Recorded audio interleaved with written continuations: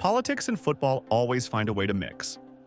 And once you line these names up, this list gets way more interesting than most people expect. At number 10, Canada's Prime Minister Mark Carney gets on the board with Everton. It is not the loudest football link on this list, but it is a real one. Long before he returned to frontline politics, Reuters reported that Carney supported Everton, and that gives this entry a proper football base straight away. What makes it work is the contrast. Carney is one of the most polished names in global politics, but his club is Everton, a side built on history, stress, and proper old-school support.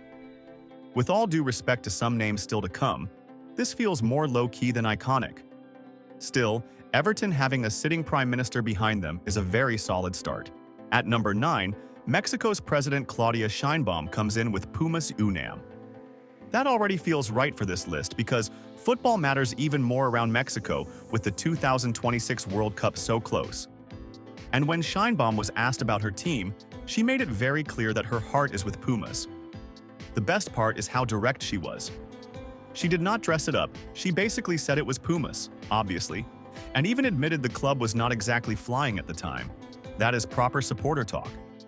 Compared with some of the quieter football links below, this one feels fresher and more public.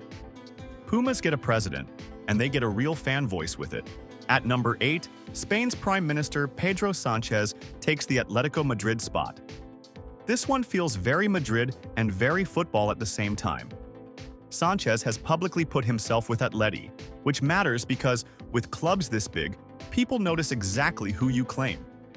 He is not floating around the subject. He has made the link clear. A good detail here is that his support came up when he spoke about racism in Spanish football. Sánchez said that, as an Atletico supporter, he expected a stronger message from his club. That made the allegiance sound personal, not staged. Another leader who deserves a mention is King Felipe VI, also tied to Atleti, but Sánchez lands lower because his football image is a little less ceremonial. At number 7, it is Spain's King Felipe VI, and yes, Atletico Madrid shows up again. But this one feels different. With Felipe, the connection looks almost official at times. Atletico's own website says the bond between the king and the club is well known, so this is not some internet rumor that grew legs for no reason. One detail really lifts him here. Atletico says Felipe VI presided over their Champions League semi-final against Bayern at the Calderón, and also points to earlier major club occasions. That is a public football relationship, not a hidden preference. Compared with Pedro Sánchez, Felipe's tie feels more symbolic and more visible inside the club's own history.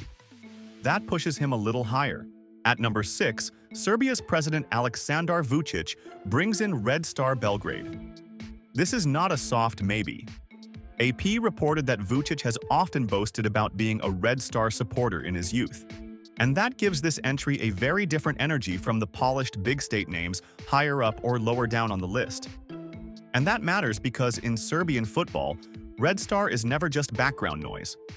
The club identity is intense, tribal, and deeply tied to the city. That is what makes Vučić's entry stand out. With all due respect to some globally bigger figures, this one feels rawer and more old school as a football allegiance. Red Star here feels less like branding and more like real fan identity. At number 5, we get one of the most unexpected pairings on the whole list. King Charles III and Burnley.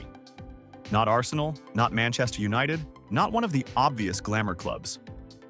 Reuters reported Charles publicly backed Burnley, and that instantly gave this ranking one of its best underdog entries. It is a royal pick, but not a royal football pick at all. The memorable detail is why it happened. Reuters reported that Charles pointed to charity work connected with Burnley when explaining the choice, and that makes the support feel personal rather than random. That is what lifts this entry. Compared with some giant club names above him, Burnley is a much stranger and more charming answer. A king backing Burnley is just a brilliant football list moment. At number 4, China's President Xi Jinping brings the biggest curveball on this list. Xi and Manchester United sounds like the kind of thing people would argue about in the comments, but Reuters reported United was his favored team during Keir Starmer's January 2026 visit. So this one is not rumor. It landed right in the middle of a real diplomatic meeting. And the detail is almost too perfect. Starmer gave Shi the match ball from Arsenal against Manchester United, basically putting both leaders' club links on the table in one shot. That is why Shi ranks this high. It is surprising, it is public, and it came with a proper football prop. Compared with several entries below him, this one felt bigger the second Reuters wrote it. At number 3, France's President Emmanuel Macron comes in with Olympique de Marseille, and this one feels properly serious. Reuters has described him as an ardent OM supporter, which in French football is not a throwaway label. Marseille is a club with emotion, rivalry, and pressure built into everything around it. Macron backing OM gives this list one of its strongest football identities. A great detail came in 2025, when PSG won the Champions League and Macron still had to publicly congratulate Paris, even though Reuters noted he is an OM man. That is a real supporter's awkward moment. That is what makes him different from more casual entries. Another name could have taken this spot, but Macron edges it because the Marseille connection feels emotional, public, and completely believable. Second place goes to Brazil's President Luiz Inácio Lula da Silva and Corinthians, and this one is massive. Reuters has tied Lula to Corinthians for years, even describing him as a lifelong fan and one of the club's best-known supporters. In Brazil, that is not a small side detail. Corinthians is a huge football identity, and Lula wearing that connection makes total sense on this list. What pushes this entry so high is how natural the pairing feels.